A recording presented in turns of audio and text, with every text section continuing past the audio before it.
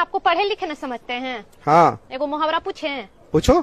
चलो बताओ तो। सांप भी मर जाए लाठी भी नहीं टूटे, इसका मतलब क्या होता है? इसका मतलब होता है साली से सेटिंग हो जाए और बीवी को पता भी नहीं चले।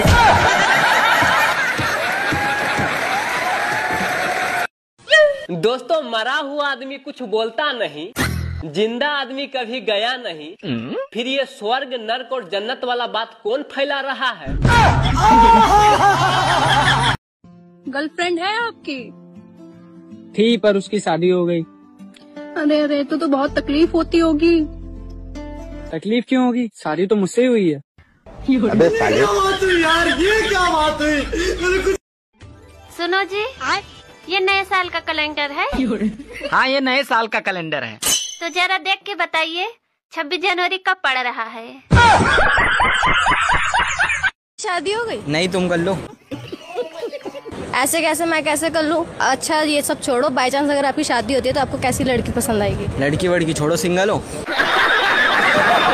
आप घूम फिर के मुझ पे क्यों आ रहे हो? तो तुम घूम फिर के शादी के सवाल मुझसे क्यों कर रहे हो? और भी तो लोग हैं। आप मुझे ठीक ठाक लगे इसलिए मैंने आपसे पूछ लिया। हाँ, तो आप भी मुझे ठीक ठाक लगी इसलिए मैंने लाइफ पार्टनर चुन लिया। वो ना, मेरा इंस्टाग्राम चालू है, बंद कर दो। हाँ, पर इसका ढक्कन कहाँ पे है?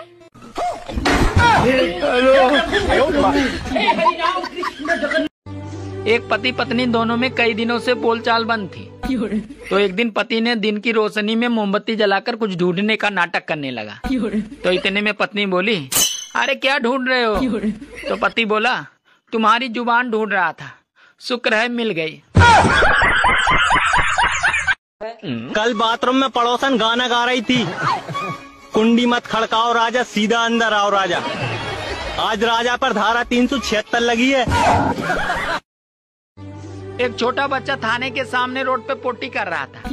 तो उसे पुलिस वालों ने पकड़ लिया और फिर उसे ले जाने लगे। तो इतने में बच्चा बोला, अरे कानून के रखवालो, जरा सबूत तो उठा लो। जिस घर से बर्तन धोने की बिल्कुल भी आवाज ना आए तो समझ लीजिए कि वहाँ बर्तन औरत नहीं बल्कि औरत का पति धो रहा है। दिमाग है तो उत्तर बताओ। एक औरत ट्रेन में सफर कर रही थी।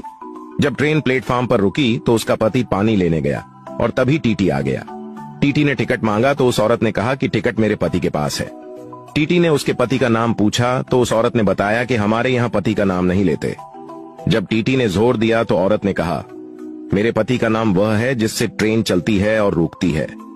टीटी समझ गया और चला गया। तब आप बताइए उस औरत के पति का नाम क्या था? ये बड़ी अच्छी। जीजा जी, अगले जन्म में आप क्या बनोगे?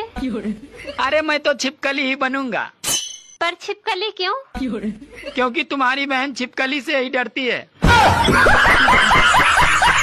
सुनो, हाँ? लड़कियां हम लड़कों की बराबरी कभी नहीं कर सकती। क्यों? क्योंकि हम लड़के बिना शादी के चाचा बन सकते हैं, पर तुम लड़कियां बिना शादी के चाची नहीं बन सकती। सबसे पहले सपना की शादी करानी होगी। उसकी शादी होते ही वसीयत के मुताबिक 200 करोड़ की जायदाद उसके हाथ आएगी, यानी हमारे हाथ आएगी। यानी हमारा ये धंधा 200 गुना बढ़ जाएगा, यानी हम इस धंधे के बेताज बादशाह बन जाएंगे।